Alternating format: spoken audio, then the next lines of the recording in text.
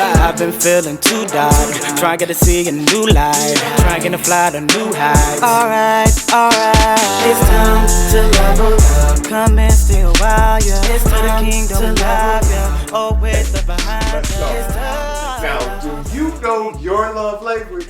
Man, you know I know my love language. What's your love language? All of them. No! That you have to have faith in order to unlock the possibilities in your life. I'm saying this. Look, y'all tune in to the Next Level Podcast. Come on, it's time to level up. Let's get it. Let's go. It's time to level up. It is time to level up.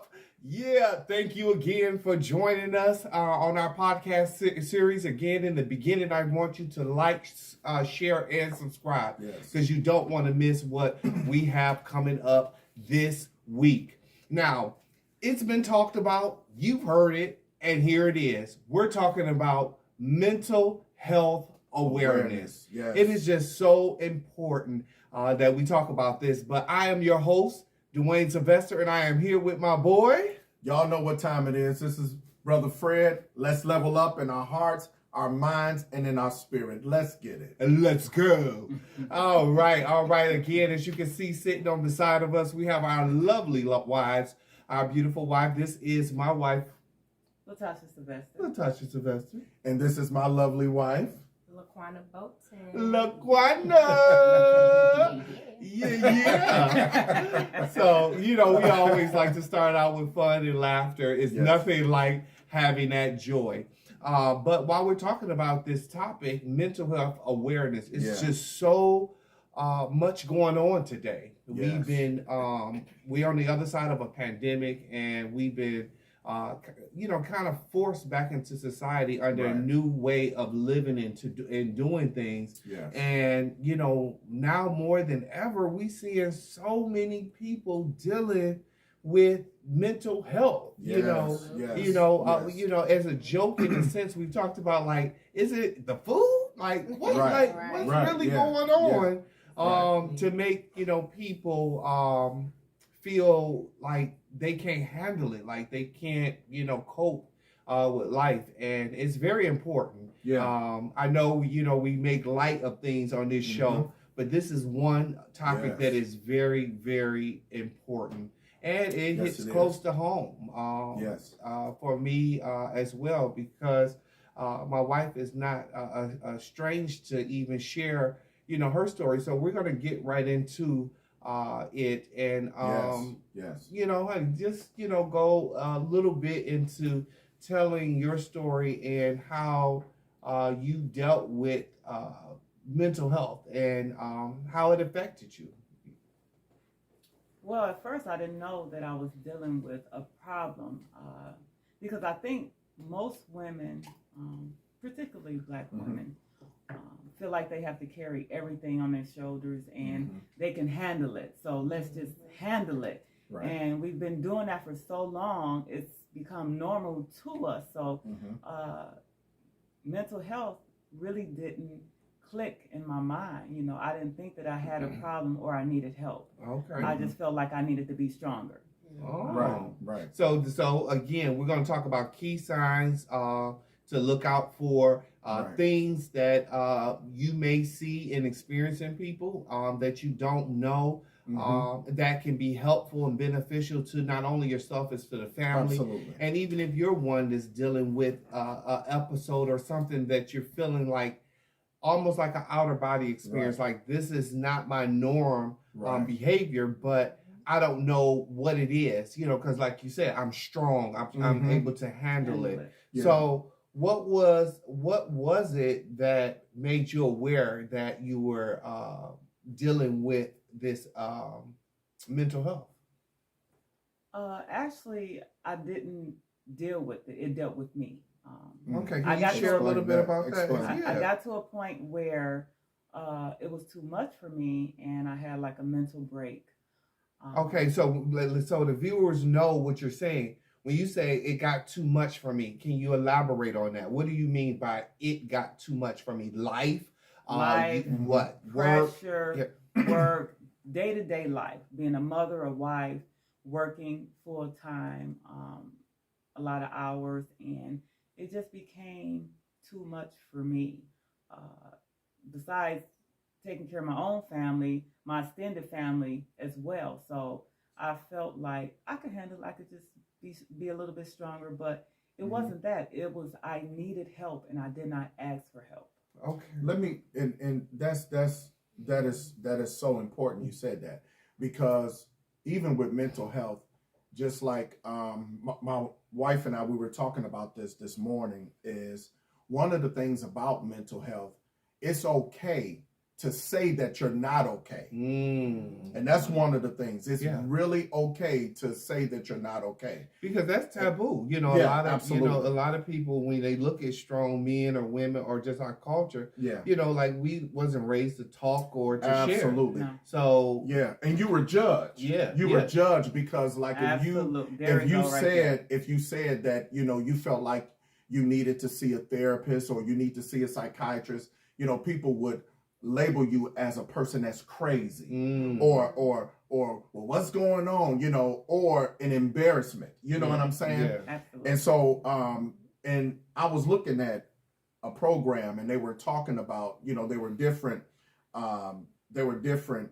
doctors and they were talking about changing the name from mental illness to mental wellness, because they said that wellness gives much of a positive outlook as opposed to illness, because wellness means good health. Illness means a disease or something that is sick or some type of sickness. And so I think that's one of the main things, is that, you know, it's good for people to, you know, just admit that, listen, I'm human. And if I'm hurting, if I'm going through, if I need to talk to somebody, if I need to see someone, then, you know, by all means, that's very important to do so. You know.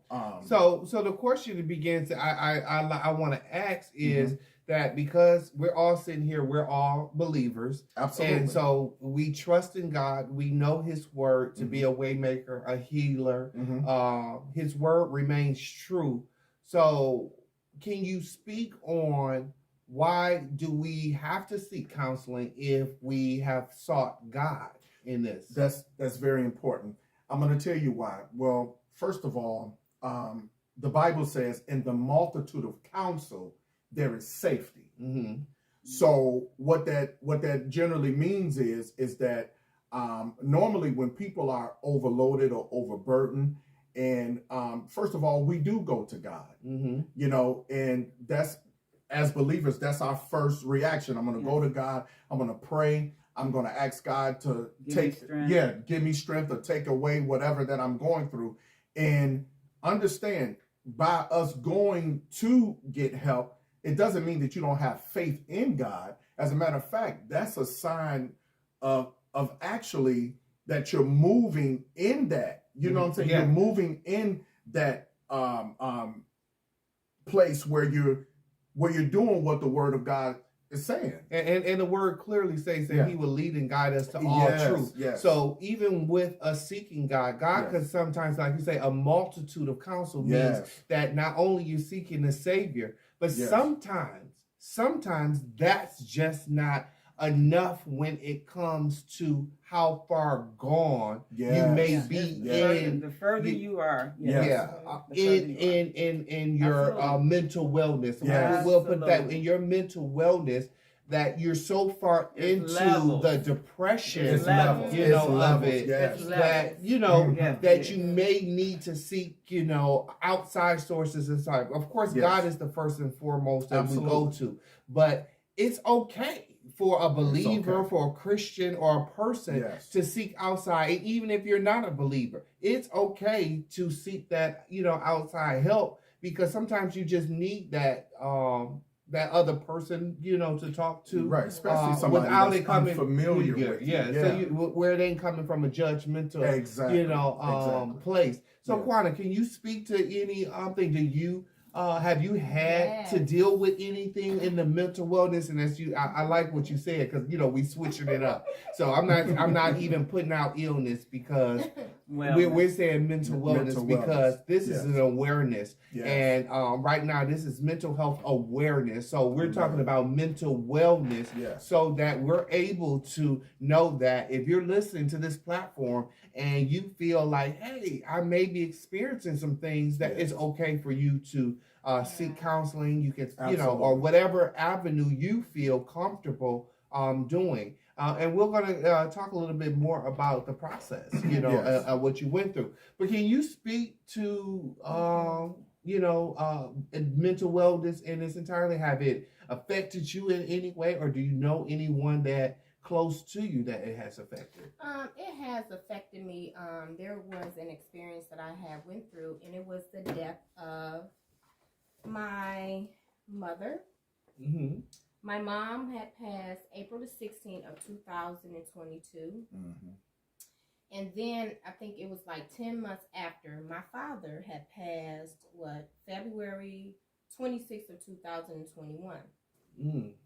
So in that time frame, and I thank God for my husband because in that time frame, he was like, babe, I think, you should go to counseling. So I was like, yeah, okay. I'm going to go and everything. Mm-hmm.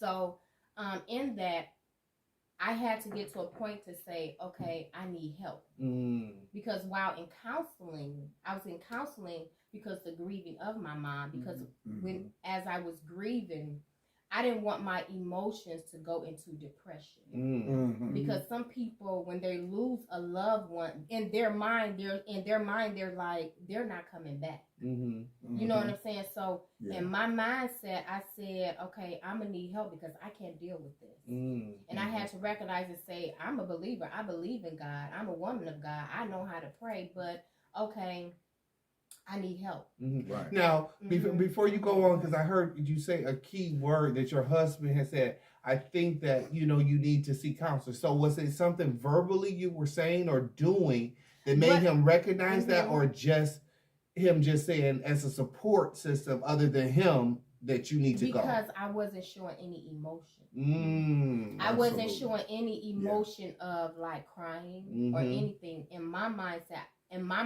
Oh, I'm being strong. Mm-hmm. No, that's a problem. Yeah. Yes. Because you internalize it. Yes, exactly. You're internalizing it. Yeah. And they was like, "You okay? Mm-hmm. You're not showing no emotion. No emotion, no crying." And it wasn't the fact that I wasn't grieving, because I was grieving. Mm-hmm. I was grieving, but I was internally grieving. But that can bring a mental breakdown. And I saw that. You were in denial. Yes, I was in denial. So he was like, babe, I think you need to go to counseling and talk. And as when I went through counseling and started talking, I started crying. Yeah. And then my therapist, this book, she gave me this book. And as I started reading the book, I started crying. Didn't know that I was going to cry. Right. But it taught me to, when you need help, go and get help. You can go to church. I don't care if you're a preacher, the doctor, the president. Leaders need help. Care. Yeah. Leaders, pastor. I don't care who you are. Go get help. Say that you need help. And it's okay to say that. Now, it is okay for you to say that, but what if you don't recognize that you need help? What if you really, truly feel that you're coping and you're dealing with this the way that you know how? Then I'm going to tell you like this. Either you're going to, it's going to come out some way. It's going to come out in anger. Yeah, absolutely. It's mental. And I think people really do feel when they need help. Yeah, I really do. I believe so. It's admitting that you need help, and that I don't know what else to do. I didn't pray. I didn't cry. I didn't been in my still place, but yet I'm still feeling overwhelmed. Right. I'm still feeling a sense of isolation, because I've seen that in some. They isolate themselves. That's a sign. Yeah, that's one of the signs too. Isolation, that you separate yourself from those who you love and who could be your support or is your support system, that you don't really want to hear their advice at this moment. You want to just be by yourself and to yourself. And that right there can be a sign that it's going into a stage of depression. And then from that, it leads to, because it's so many people that's committing suicide. Like, so many people. And, you know, I'm glad I've been talking about this, you know, we've been hearing it all on the radio and television and everything. You turn on the TV just recently, as we talked about, it was a woman, she felt like someone was coming after her, or she was being threatened. And so she went for what she believed was her safe haven, and I was sleeping outside with her kids. And, you know, unfortunately, you know, they lost their lives. She did, and one of her kids. Her son. And from listening to the story, he had enough knowledge to take the coat off of her, put it on himself, and he went to a neighbor's house. The daughter. The daughter the one survived. The daughter. Oh, that was the daughter. Okay. Yeah. No, he stayed with his mama. Okay. So, but you know what? To go back on what you were saying, Tasha, you said that there are different levels, and I was doing some research about mental health awareness, and one of the levels of that, far as one of the high levels of mental wellness, let's say, is called SMI. And SMI means serious mental illness, and that is defined as a mental behavior or an emotional disorder. And that's what you was talking about when people want to isolate themselves and they're angry or something that sets them off. You know what I'm saying? Or even if they in a place where they're around a crowd or family, they almost feel like that you're like they're on the spotlight or offended at everything. You know what I'm saying? So and you feel a sense of almost embarrassment that you even have to go through this, but it's okay, you know, to get the help that you need, because if you're whole and healthy, it's okay now. That you 10 years ago it didn't feel the same way. 10 years ago it did not feel the same way. We were not openly talking about mental wellness. As far as me, and 10 years ago, it was different for me. I held it, and I kind of knew, like you said, I knew I needed help. Even my doctor recognized that I needed some help, you know. And she tried to quietly try to push me along, maybe give me some medication that I never took, you know. And she was like, I'm worried about you, so I want to see you back in a couple weeks. But in that couple weeks, everything transpired for me, and she actually ended up committing me. She was the one, my doctor. So actually she saved my life, because it had spiraled out of control, a point of I couldn't bring myself back, because I was not like in myself, really. I didn't feel like me. So when you had to go through that point of being committed or institutionalized, you know, to a facility for help, how was that experience for you? And how did it help you be and become where you are, who you are today? It was scary at first, because of course they strip you of everything. You're stripped of everything. If you don't know the numbers by heart in your head, you ain't calling nobody. So that's one thing. Another thing was, I knew that I was not leaving. I knew that I could not leave, and I wanted to leave. I wanted to go home, and just thinking about my family, how are they going to survive without me? But how were they surviving with me through these months? Come on now. How were they surviving with me?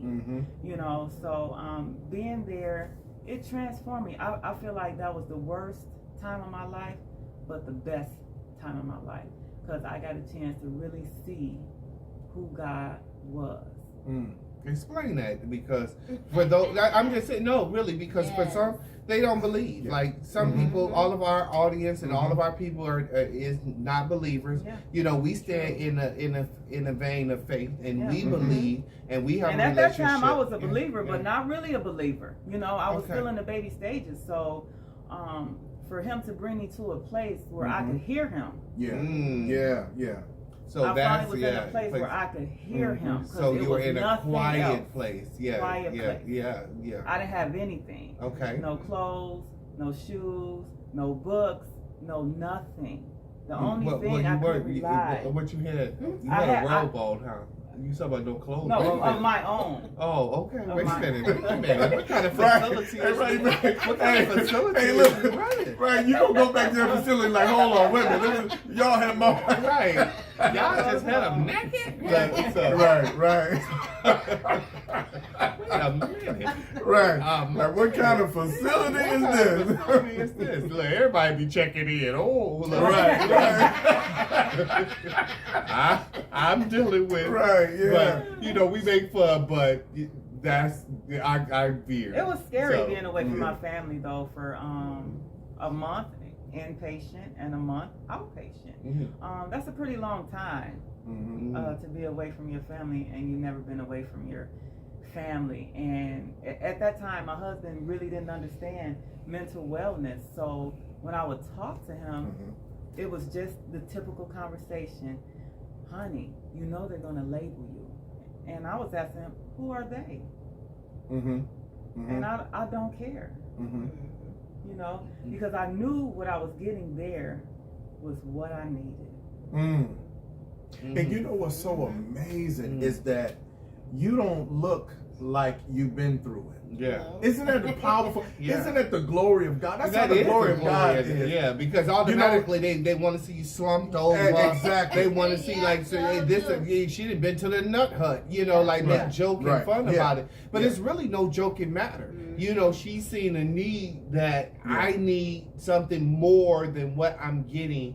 And she sought out to get the help, and like you said, it was the worst but the best time of Yes. it. Because you had an opportunity to really become one with God, really hear the voice of God, and allow Him to order steps in your life and move And be on you. the inside of the illness. Yeah. That's important too, to be on the inside of the illness, because somebody that's never been through that could never tell you how you feel. Right. Yes. And I can recognize the signs when loved ones are talking to their family members that has an issue. That was my next question too. Now, That was my question. They say the wrong things a lot. A lot. And they don't realize that they're Like, trying to help. What's some of the things that was triggered for you then when you say they say the wrong things? What were some of those things that you felt? Like, honey, you just need to pray more. You just need to pray more, and you just need to get up and get going, and everything will be okay. And for a person that's been through that, it's like your mind is trying to catch up with your body. Like they're telling you need to be well, so you're trying to hurry up and be well, and it's making you, it's giving you more anxiety. Right. Okay. Because you want to be well for your family, you want to be there for your family, Your and mind you're is trying not to there. be, Mhm. but it's not a rush process. It's not a rush process. Wow, And that's a amazing mouthful, because you had to trust the process, and then coming out of the process, now God allowed you to be very sensitive to where you can see it in others, even if they try to blank it. Yes. And I think that's what a lot of us have done for so long, even including myself. One of the greatest investments that I've ever done for myself is to go see a therapist. You have to. You have to. Even as a leader, it doesn't matter your titles, it doesn't matter your degrees or whatever. And whether you know it or not, a therapist needs a therapist. Yeah. You get Like what they I'm said, saying? Just like a preacher need a preacher. And a Come teacher on, needs a exactly. teacher, Exactly. So, So what are some of the things that you had a question you want? Yeah, absolutely. Go ahead. Absolutely. Well, one of the things is I dealt with a lot of fear and anger. A lot of fear and anger. Fear or anger or what? Now fear is that I used to deal with the fact of trying to prove to people or come out of my shell, but not really feeling what's that word? Comfortable with doing it because of the fact that I was I go back and I think about like when I grew up, it was always, you know, like me trying to be or get the approval of my father. You know, as a child, it's like no matter what I did, you know, he would always find something negative in something positive. You get what I'm saying? Like, I would be the type, I was into music, dancing, you know, all of that type of stuff, performing arts. And so even if I won first place, you know, he would always find something negative, even the fact that I won. You know what I mean? And I think that was something that really was like a cancer in my life. And I didn't realize it until I became an adult, that is an issue that I need to deal with. You know what I'm saying? I think that always trying to win the approval of people. But I think that's just what it is. A lot of times that's where a lot of people is. They're like, I want to be validated by something and somebody. And when you're not, it sends you into a whole nother place. Because I remember just even growing up, just coming from, you know, a product of rape and just, you know, not having a father around and this and the other, that I understand that role of someone wanting to and trying to commit suicide and the dark place that it takes you to the point of you seeing that there is no hope, because the question was, it's like,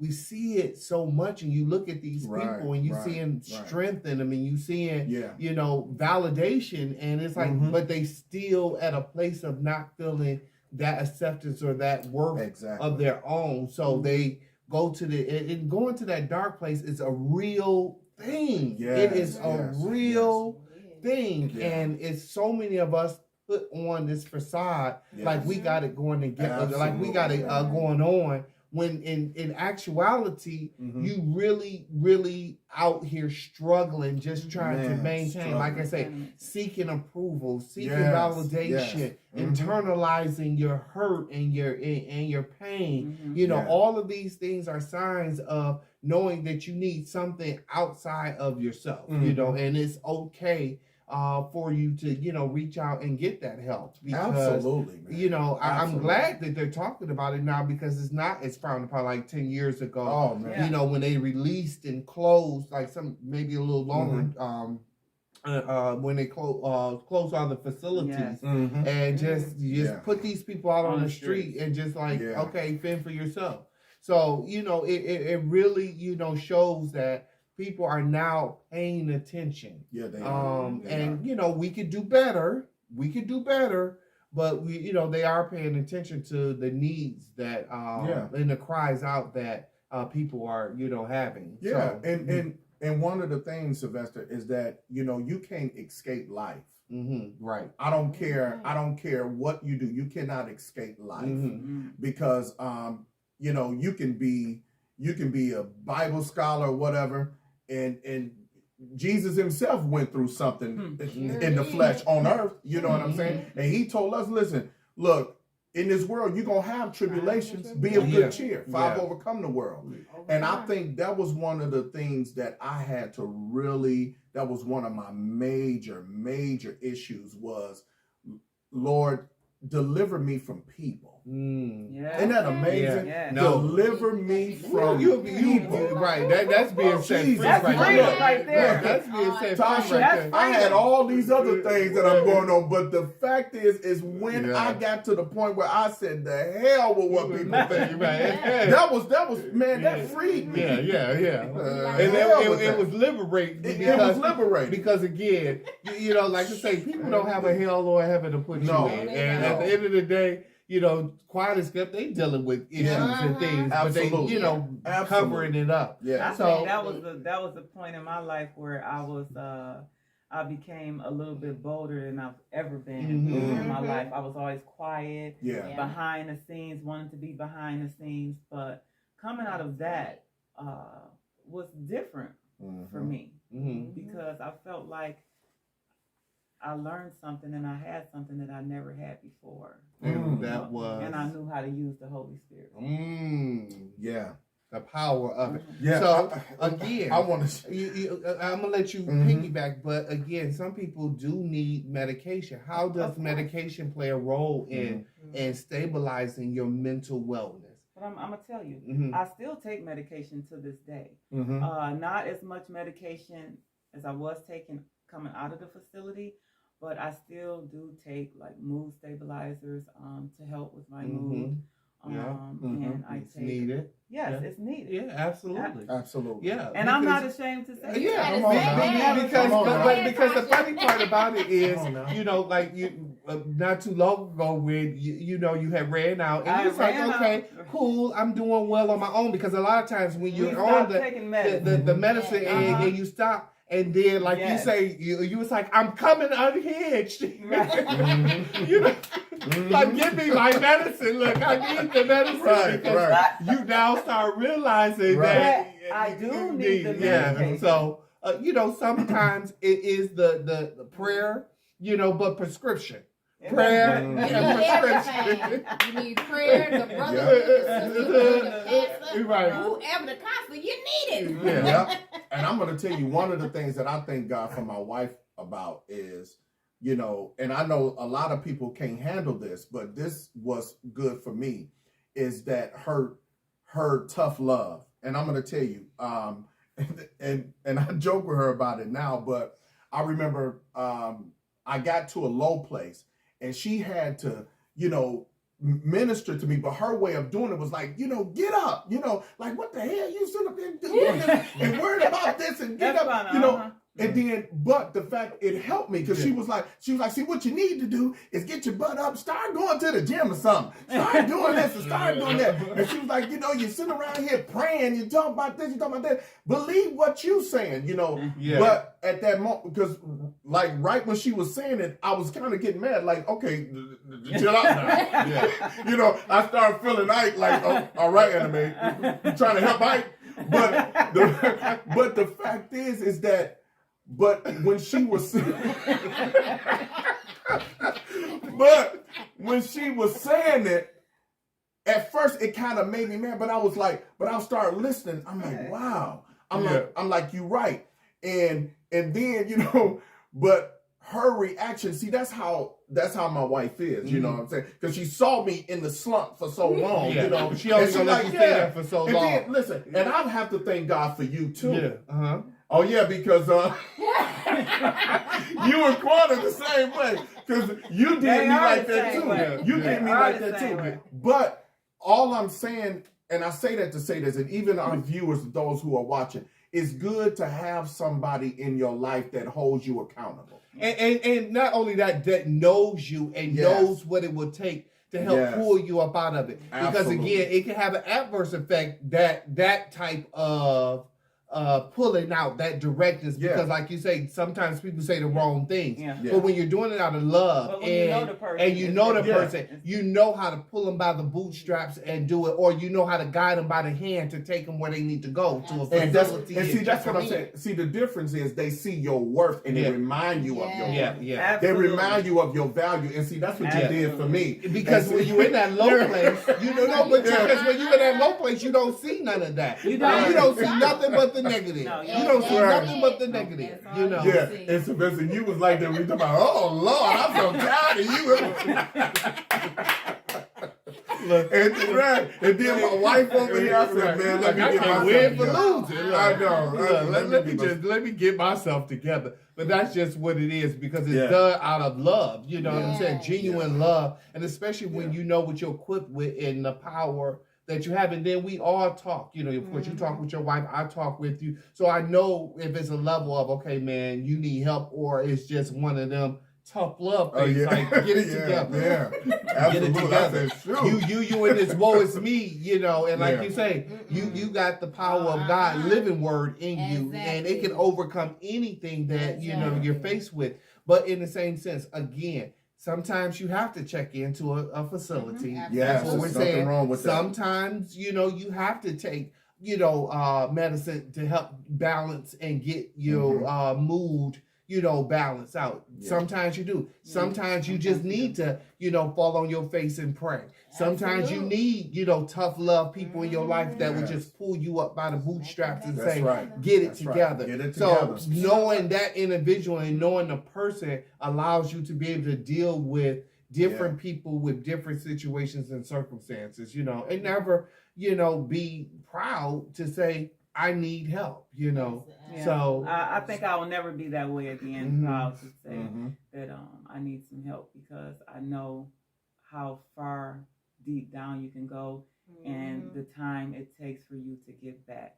I know when I first came home, I went to church, and my husband told everybody I was at the hospital for my blood pressure. I don't know why he said that. I did not say that. I don't know what I Well, said. that's I what just the- said that's what the you kid wasn't here. But he did it to No. cover He you. did it. He did it to cover you, Yeah. right? Because Yeah, I didn't think that. and it wasn't but, the fact that he was doing that. And you know what? I I just probably said would have you done the would've- same thing But to it my was wife. right. Because it was a covering. People don't Yeah, have the people- love of God. they don't. They don't Yeah. have the love of God, and they will Nosy. judge you. They And will. this is why a lot of people Yeah. stay Stay where they stagnant are. Yeah. where they are because of folks' judgment. But Yeah, I that's- didn't give him a chance to judge me because I told him right there on the pulpit, "Oh, it's my turn to be up. Okay, Thank you. That's here's my right. story. Yeah, It is. yeah. Here I it don't is. care. Here it is. Yeah, but again, that was just what it is. And then I as a husband wanted to respect what she wanted to tell at her time At and her her leisure, story. that's right. So Yeah. she wasn't here. So that was more of what that was. It was more of because You even when I was cover like, your wife. You cover they your was wife. asking like,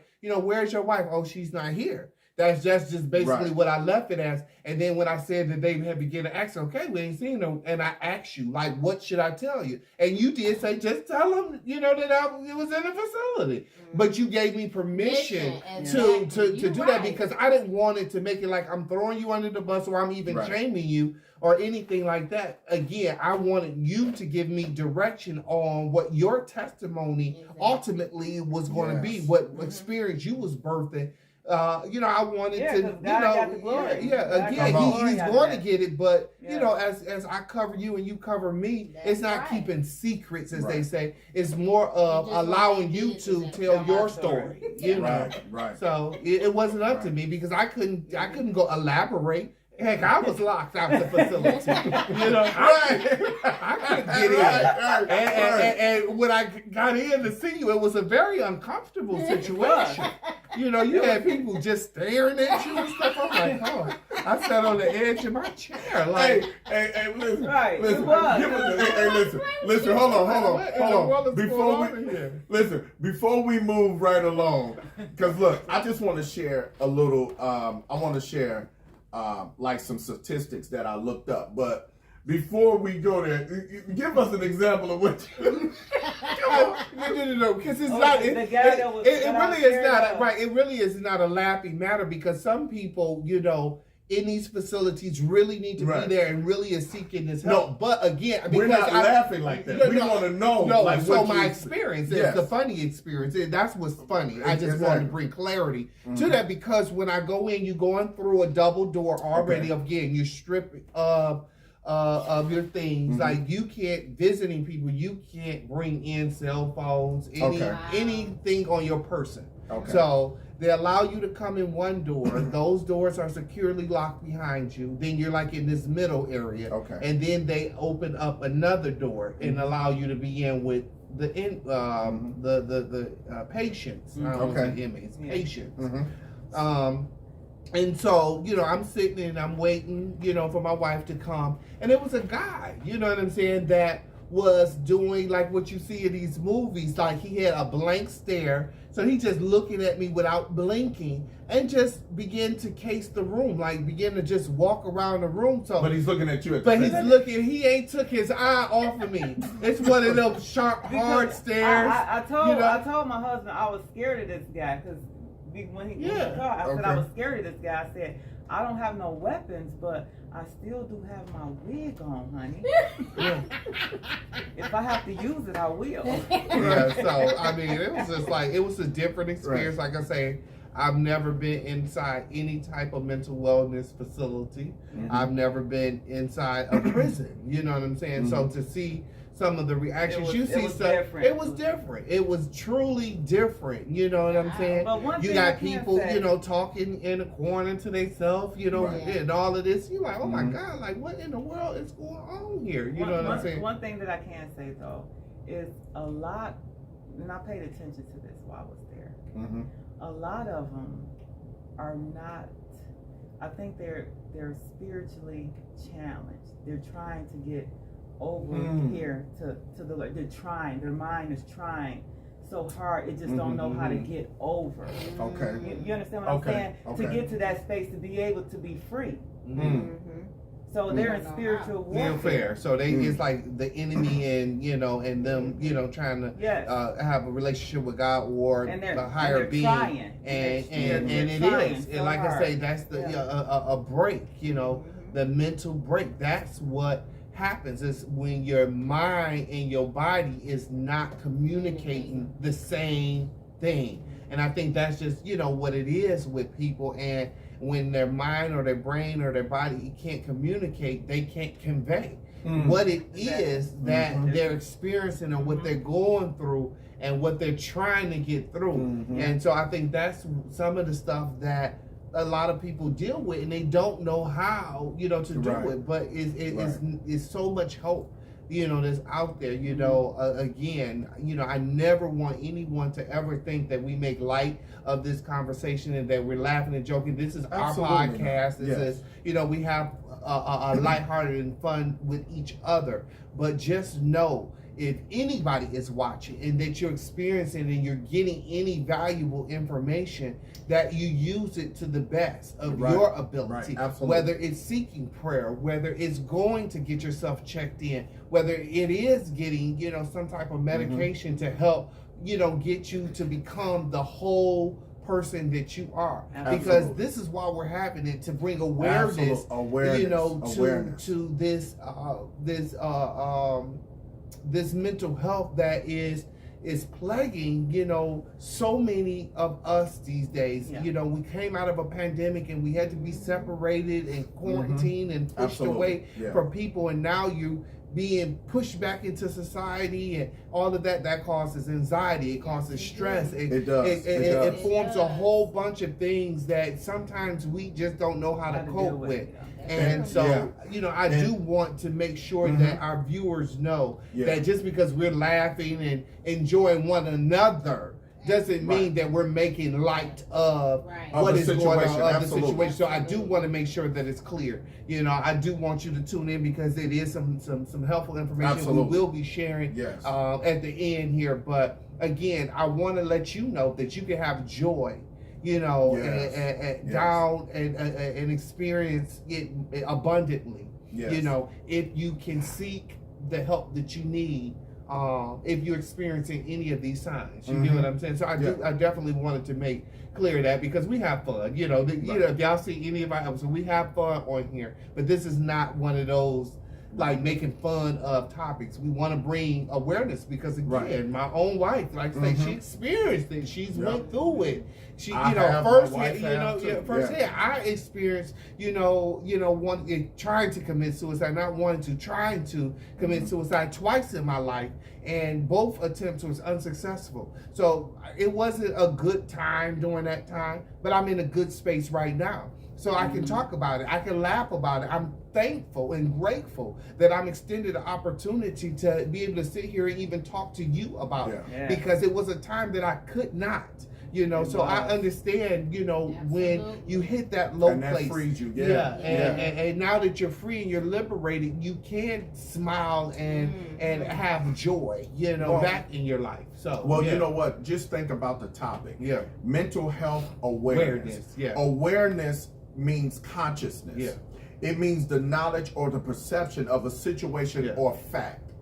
And so what we're doing, and like you were saying, we're bringing light of something that even you, your spouse or loved one or someone, a friend might be going through that. And so that's very important. It is. I want to share just quickly just some data on mental health awareness, and I want y'all to tell me what you think about that. Now, check this out. It says that what I was researching, it says women have a larger percentage of mental issues than men. Well, we carry more. Do you agree with that? Yes, we carry more. This is what the studies have have shown. So I'm just, I don't know if I believe that study though. I do know that it's debatable. I'm just saying, but I'm just giving you what they were saying. No, I'm just saying in the sense of, because a lot of men just eternalize a lot of things, and they have more of an explosive. It leads to anger and other avenues that it comes out in, but they just don't share it. But because it's a sign of weakness or vulnerability. So I wouldn't say that women, But listen, now they're more to share it. Now understand. Now they were saying is and it's probably more than that, but it was saying it's over 10 million individuals in the U.S. that struggle with mental health. But they were saying that far as the percentage of what they research is that women have a larger percentage of mental issues than men. Wow. Okay. And number two, now they said this, and I wrote this down. I thought this would be very interesting for this topic. It says the age range of 18 to 25 have a larger percentage of mental issues than any other group. Then what age group? 18 to 25. Yeah, I can see those dumb games that they play. Y'all really believe that the video games causes people to be psychotic? Well, you know what? I believe it has a part to play in it, though. Part. I really do. Like some of these video games, it has a part to play in it. Well, to me, the part that it keeps them from socializing and interacting with real life people, as opposed to they interact with each other on them games, but it keeps them at a disadvantage of knowing how to cope and deal with real life responsibilities and circumstances. So I can see social issues because I mean back then when we were younger we played. We played outside. We even made up hood games. You know what I'm saying? And then back then we played video games too, but it wasn't as. But you understand what I'm saying? It wasn't graphic at all. No, but I can see how they're dealing with it because we have sheltered them. A lot of parents have sheltered that age bracket, and so they really don't have that real life tough experience. We were working at 15. They start working at 19, and they think that's early. Yeah, well, And now this is last but not least. I'm going to share this one. It says that Hispanics, blacks, and people who identify with two or more racial groups have a larger percentage of mental issues. What do you think about that? That Hispanics, say that again. It says Hispanics, blacks, because it was going by a poll. Right. Hispanics, blacks, and people who identify with two or more racial groups have a larger percentage of mental issues. And why? What I don't know. What do y'all say? What do y'all think about that? What do you think of that? I don't know about that. That's something. I think the other group deal with that more because they deal with more suicides. Well, they were saying they was going by the list. Now, Caucasian is in that list too, but the top two first starts with Hispanics and then blacks, and then it goes into people who have, who are biracial, deals with that to a high percentage. Well, I don't know who did this case study, but right. I get it. You research, you just reporting the news, and I personally just don't agree with it. I do believe that as a culture, as a black, I can't speak to the Hispanic race because I don't know a lot of people in the Hispanic culture that, being able to talk to them to find out if that is true or not. But speaking from our case, I know we deal with a lot of different issues, and it has been suppressed over the years since we grew up with what goes on in our house stays in our house, and that and counseling was taboo. First and foremost, I think more of us would have got counseling. I think if it was more economical, I think it comes from a financial standpoint where a lot of people didn't get it because of the simple fact they couldn't afford it. All that plays a part. And then they feel I'm hearing from people that I know. I ain't gonna sit and tell no stranger, my business and this, that, and the other. So it's a lot of stigma that has come along with it growing up, hearing different things, whether it was embedded through your own personal family or just our culture, just being in those social circles and Right. you're hearing this conversation, Mhm. that it was frowned upon. So we just never really got the help that we needed. We Mhm. just, do it. But these case studies saying that we're the higher percentile, it's like, where are these numbers coming from, and how did you pull this data? Like, how you gonna just target a certain group when clearly you can see nowadays that it's a widespread, of people who are dealing with emotional imbalancement, mental, health, and all of that, So I don't know if I could just per se agree with the study, but I could agree to disagree. Yeah. If that's the case study is out there, it's out there. But I remember back in the day too. I don't know if you guys remember this, but you remember like when you were growing up and you had kids that were different from any other kids, and you remember how we dealt with it. Like if somebody had like an emotional disorder or whatever, or behavior, they felt like you can whoop that person. And you know what I'm saying? Yeah. Seriously. Whoop him. Or they would say, and it's something that Mike Epps said, but it was true. I mean, and he used it as a comedian thing, which was funny, but it was true. That he said, his mother told him, said, back then when you was young, and we don't use that word anymore, thank God. But he was like, his mother told him, you were retarded when you was younger, but you grew out of it. Yeah. You remember? Yeah. But you remember that though. But Remember they people used to say that. Yeah. Absolutely. They used to think that. Yeah. Yeah, they did. Like, and they didn't believe that they needed medication. Exactly. But thank God that we're in the age now to where, like you said before, Sylvester, that it's an awareness now. Yeah, it is. It is an awareness thing, and it's something that I'm glad again that we're talking about. Yes. And that we're bringing awareness to it. That it's okay to seek help and to get it. I don't care where you are. And before who you are. Yes. And before we, segue into the word of the day, I did want to have one final question. And the question is, can prayer help? Or do you think in some cases it required more? Yes. Oh yeah, I'll answer that. Okay. Yes. I'm gonna answer it too. I do believe if I'm asked to pray for somebody, or somebody comes to me for prayer, and I feel something else, I will advise them to get help besides prayer. Do you think that'll come off as judging them though? No, it comes off as love. I'm leading with love. Absolutely. Okay. I'm leading with love. But So, what if they be like, you judging me? no, that won't happen because I know how to approach. So, okay. I'm just saying, I'm speaking for And like, we got I'm right. like, Well, some people, if they coming to me for prayer, Like anyway, who? they're already open. They're already open. Yeah. and so then they're ready to you receive lean something. in and be like, baby, Yeah. Yeah. go to a Absolutely. facility. Medication. Right. You need some pills. You have to be honest with them though. Absolutely. And they go That's from it. there. Long Yes. as you convey it, you're okay. So, Yeah. what do you think? Will prayer be enough, or do you think in some cases you need more? I believe that you need more, and not just prayer, but the prayer of faith.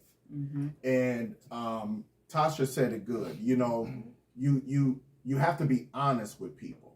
Yes, You have to do. be honest, and we being followers of Christ, Jesus was honest, the most honest person that people would probably got offended, and they did. Mm-hmm. But you can still love a person and walk in love, but you have to be honest with them. Yeah, So, okay. yeah, So you saying you need more? Than Yes. just Yes, I think you need more. You need prayer. You need to pray. If you need to go talk to somebody, you need to go talk to somebody. Mm-hmm. Because even in your prayer, you still need to convey your heart. Yeah. Mm-hmm. That's just like if you have the Bible says if you have an ought against your brother, but you lay your gift down Mm-hmm. and you go talk to that person, right? Mm-hmm. So that's the same thing. You pray. Okay, I didn't pray, but can I come talk? Because I need to share. I need to get this out. Mm-hmm. So yes, that's good. you have to do that. That's Yeah. good. All right. Well, with that being said, it's now time for the Come on, y'all. word of the day. And the word of the day is help. Oh, Help wow. is the word of the day. Yes. And simply Webster Dictionary is to make it easy for someone to do something by offering one service, or it's an action of helping someone or us helping assist someone. And that's just what it is. Never be afraid to ask for help. Yes. It is necessary. Sometimes when we cannot figure out what's going on and how to get beyond the level of depression, the level of rejection, the level of pain, the level of hurt, like when you can't get past that, or just your body and your mind not lining up with one another, it is okay for you to ask for help and go to someone maybe that you trust and that you can confide in, that they know that they will listen to you. And one thing about it, when people come to you for help, believe that they need help. I don't care what level they are in. I don't care if they're a doctor, a teacher, a preacher, a lawyer, a friend, a mother, a brother, a sister, a cousin. I don't care who it is. If they come to you saying, I'm feeling some kind of way, or I'm not understanding why this, that, or other, or if you see different changes in their behavior, you know, the isolation, the anger and resentment, the me not being able to get up and conduct myself in a way that is suitable for everyday life and living, especially if it goes against the norm of what you used to do. Right. Pay attention to these signs. And if you're a friend or a loved one or a family member, pay attention to those signs. Co-worker, pay attention and do it, like you say, out of love. Do it out of love. And sometimes just letting you know that maybe you need to seek additional help. Can I say one thing? Yeah. Before you go there, maybe you need to seek additional help. Or maybe I need to have some form of medication to help balance my mind and my body so that I can be living a life of abundance and joy. Because that's what we want for you. We want that you are whole and happy in this life. And that's what God wants. And again, as a friend, hopefully you take me as a friend, but as a friend, I would wish that you will seek and know that it's okay to get help. So what is it that you want to say? I wanted to say, be sure to pay attention to the people that you think are the strongest in your life, in your circle. Good. Make sure you check on those people. Good. Those are the people that we forget about because we think that they're strong all the time, but it could be the opposite, and they're just putting on the front for you. So make sure you take care of everybody in your circle, not just the ones you feel weak this week, the ones that you feel are strong as well. That's good. That's real good. That's awesome. That's real good. Awesome. So, awesome. You know, before we close out, best friend, I want you to share some very important numbers and facts of those who are seeking and looking for help. Can you do that? Yes, gladly. For those of you who may be dealing with mental issues or any kind of crisis, we also have a number that you guys can call. I'm going to repeat it a couple of times so you can write it down. That number, we're going to give out two numbers, but the number for the mental issues or any crisis mentally, that number is 1-800-273-TALK. That's 1-800-273-TALK. And for those who need that number, even with talk, I'm going to give that out. That's 1-800-273-8255. That's 1-800-273-8255. Also, there's a number for those of you who are, maybe experiencing or feeling suicidal. There's a crisis hotline for that in Michigan, and it's 988. You dial 988. Just like for an emergency, we dial 911, but for a suicide crisis, that's 988.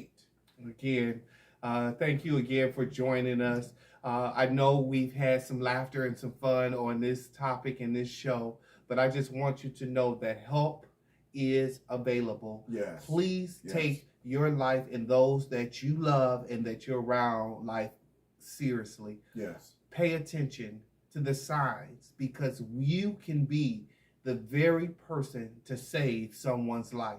Just if they don't want to seek help for themselves, you can be that life strand for them to help them be able to get the help that they need. Yes. Please pay attention. And as my wife, stated, even those who appear to be strong. Yes. Check on them. Please check on them. It's important. We are losing people at a record number. Yes. A record number. People are committing suicide. People are feeling that there's no hope. Yes. But I'm here to tell you that you can be on the other side of the pain. Mm-hmm. You just have to just get the help that you need. Yes. And hopefully those numbers again will help you be able to outsource the help that you need. Yes. But until next time, be strong, be bold, but most importantly, be blessed. I've been feeling too dark, trying to see a new light, trying to fly to new heights. Alright, it's time